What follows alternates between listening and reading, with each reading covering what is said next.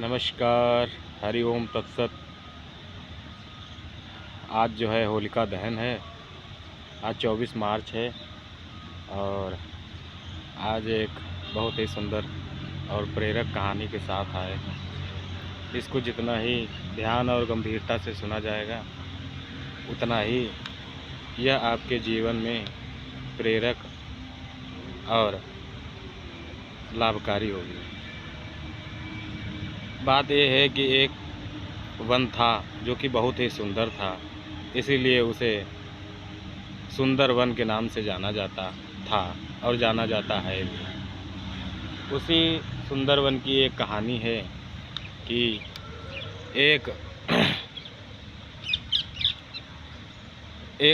उसी वन में, क्योंकि सभी पशु पक्षी वनों में रहते हैं बहुत ही सुंदर सुंदर, और वह अपने जीवन यापन के लिए बहुत सारा प्रयास और निरंतर संघर्षरत रहते हैं।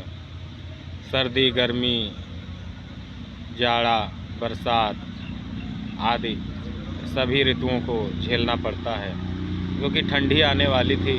सभी जीव जंतु जानवर जो थे उनको अनुमान हो जाता है, इसलिए वह अपनी सुरक्षा के लिए अपने अपने मकान बनाने में, घोंसला बनाने में, और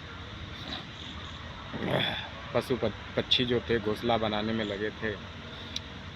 आज क्योंकि हमारे सर्दी जुकाम है इसलिए थोड़ा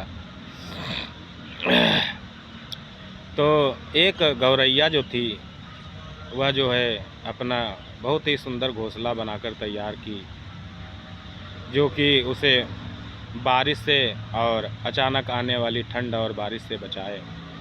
काफ़ी घास फूस लगा के तैयार की। तभी अचानक से एक घटना घटी कि आसमान में काले बादल छा गए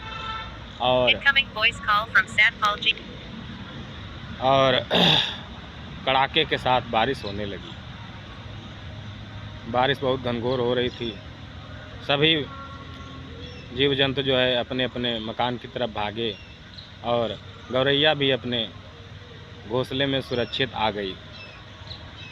तभी बारिश कड़ाके से आ गई और सब घनघोर बारिश होने लगी और कड़ाके के साथ बिजली भी कड़कने लगी।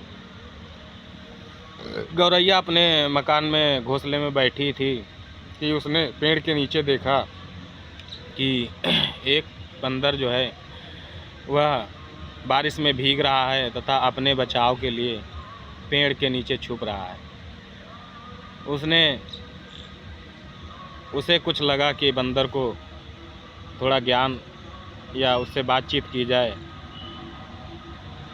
वह चिड़िया गौरैया बोली कि बंदर से बोली कि आप इतना चतुर चालाक लंपट हो, लेकिन अपने लिए एक मकान नहीं बनाए और इधर उधर छुपते फिर रहे हो।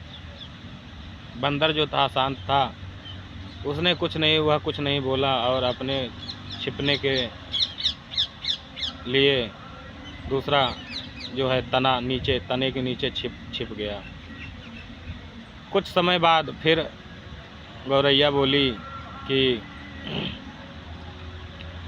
इतना बारिश हो रहा है, अगर तुम पहले बना लेते, आलस से नहीं करते, तो शायद आज हमारी तरह बढ़िया छाँव में बैठे होते। बंदर को थोड़ा गुस्सा आया और वह बोला कि तुम अपने काम से काम रखो, हमसे तुमसे क्या लेना देना, तुम हमको फालतू ज्ञान मत दो। लेकिन गौरैया को फिर से कुछ उत्पात सूझा, उसको तो टोकना ही था।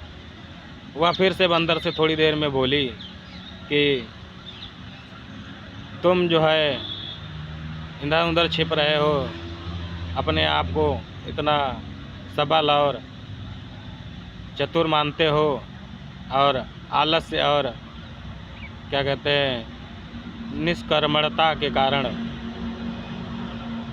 अपनी ही चतुराई के कारण तुम भीग रहे हो। देखो तुम्हारा कितना बुरा हाल हो रहा है। यह सुनकर बंदर को बहुत तेज़ गुस्सा आया और वह झट से पेड़ पे चढ़ा, और बंदर का वही स्वभाव होता है कि फटाक से जाके उस गौरैया का घोंसला तोड़ फोड़ के नष्ट कर दिया। अब बेचारी गौरैया भी उसी की तरह भीग रही थी और ठंड में काँप रही थी। इस कहानी से यह शिक्षा मिलती है कि हमें जो है सोच समझकर और जिज्ञासु व्यक्ति को ही ज्ञान और सलाह देनी चाहिए, क्योंकि जब हम मूर्ख को ज्ञान और सलाह देने चलेंगे तो वह उसकी कदर तो करता ही नहीं और आपका भी नुकसान कर सकता है। धन्यवाद।